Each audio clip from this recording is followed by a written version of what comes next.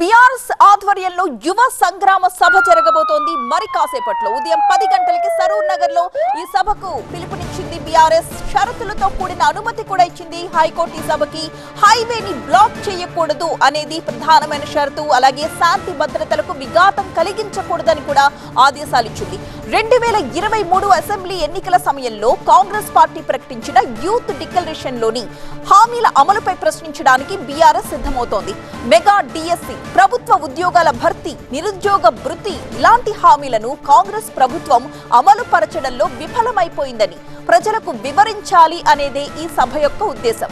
ఎన్నికల ముందు ఇదే సరూర్ నగర్ స్టేడియంలో ప్రియాంక గాంధీ సమక్షంలో యూత్ డిక్లరేషన్ ప్రకటించారు. ఇప్పుడు అదే చోట కాంగ్రెస్ వైఫల్యాల్ని ఎండగట్టే కార్యాచరణ ప్రకటించాలి అని బీఆర్ఎస్ వ్యూహం సిద్ధం చేసింది. ఈ సభకు బీఆర్ఎస్ వర్కింగ్ ప్రెసిడెంట్ కేటీఆర్ ముఖ్య అతిథిగా హాజరవుతున్నారు. నిరుద్యోగ యువతను ఉద్దేశించి ప్రసంగించబోతున్నారు.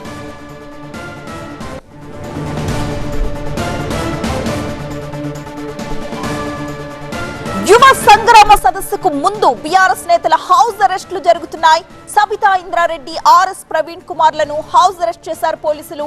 సరూర్ నగర్ సభకు వెళ్లకుండా అడ్డుకున్నారని, తెలంగాణలో రాజ్యాంగం స్వేచ్ఛగా తిరిగే హక్కు లేదా అని ప్రశ్నించారు ఆర్ఎస్ ప్రవీణ్. రాహుల్ రాజ్యాంగం రక్షించాలి అంటుంటే ఆయన శిష్యుడు రేవంత్ రాజ్యాంగం ఇచ్చిన హక్కుల్ని కాలరాస్తున్నారంటూ విమర్శించారు.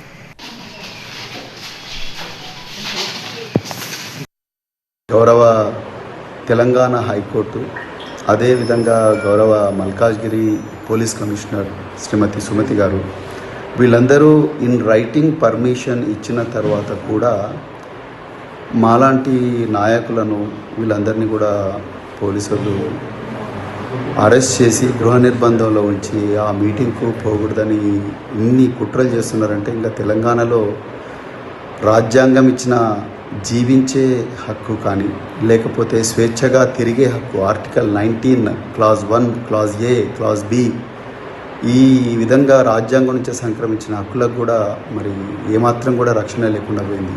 మరి ఏ ముఖం పెట్టుకొని రాహుల్ గాంధీ సంవిధాన్ బచావో రాజ్యాంగాన్ని రక్షిద్దామంటున్నారు. ఆయన శిష్యుడైన రేవంత్ రెడ్డి గారు అదే రాజ్యాంగం ఇచ్చిన హక్కులను కాలరాస్తా ఉన్నారు. సబితా ఇంద్రారెడ్డి హౌస్ అరెస్ట్ కు సంబంధించి మరిన్ని డీటెయిల్స్ మా సీనియర్ కరెస్పాండెంట్ వాసు అందిస్తారు.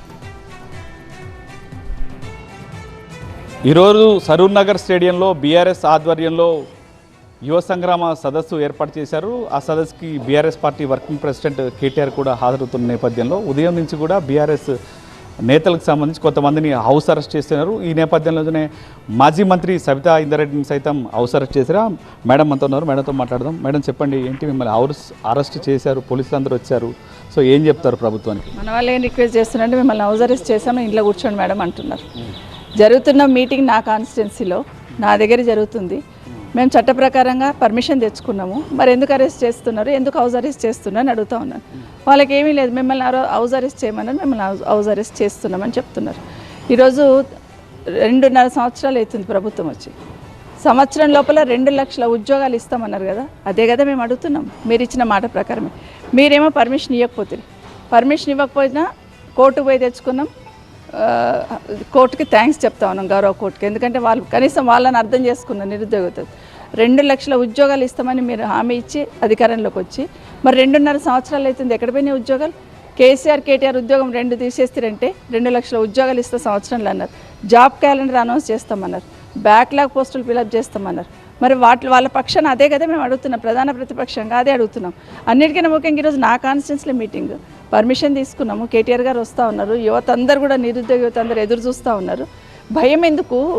సరూర్ నగర్ సభకు సంబంధించి హైకోర్టు అనుమతి కూడా ఇచ్చింది కదా మీరు సభ నిర్వహించుకోవటానికి.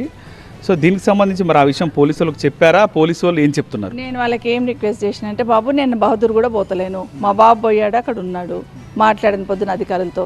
నేను సరూర్ నగర్ పోతాను, మీరు రండి నాతో పాటు, కావాలంటే నా కార్లు ఎక్కని నేను సరూర్ నగర్ పోతాను. రూట్ డైవర్ట్ అయితే మీరు అప్పుడు అరెస్ట్ చేద్దరు కానీ అని చెప్తున్నాను. మరి వాళ్ళ హైయర్ ఆఫీసర్స్ ఏం చెప్తారో వెయిట్ చేస్తున్నాను దానికోసం. సార్ ఏం చెప్తారు? ఇప్పుడు మేడం గారేమో ఇలా చెప్తున్నారు, మీరేం చెప్తారు సార్? అయితే పోలీస్ ఆఫీసర్గా మేడం గారు హౌస్ అరెస్ట్ చేశారు అని చెప్తున్నారు, సో మీరేం చెప్తారు? లేదు, పైనుంచి అంటే ఆఫీసర్స్ ఆర్డర్స్ ఉన్నాయి హౌస్ అరెస్టు, దానికి ప్రొటెస్ట్కి వెళ్తారని చెప్పేసి సమాచారం ఉంది అని చెప్పేసి చెప్పారు. దానికోసమే పై అధికారుల ఆదేశాల ప్రకారం హౌస్ అరెస్ట్ చేస్తాం. సబితా ఇందర్ రెడ్డి మాత్రం నేను బౌద్ధూర్ కూడా వెళ్ళట్లేదు, నేను సరూర్ నగర్ మీటింగ్కి వెళ్తాను, కావాలంటే పోలీసులు నాతో రావచ్చు, నేను ఎక్కడ రూట్ డైవర్షన్ జరిగితే నన్ను అప్పుడు అదుపులోకి తీసుకోవచ్చు, నేను నేరుగా ఈరోజు మీటింగ్కి వెళ్ళాలి, నిరుద్యోగ సదస్సుకు వెళ్ళాలంటూ కూడా చెప్తున్నా సరే పోలీసు వినటం లేదు, నన్ను ఖచ్చితంగా ఇంట్లోనే ఉండాలని పోలీసులు చెప్తున్నారంటూ కూడా ఆమె చెప్తుంది. కెమెరా పర్సన్ బాలకృష్ణతో వాసు, టీవీ 9 హైదరాబాద్.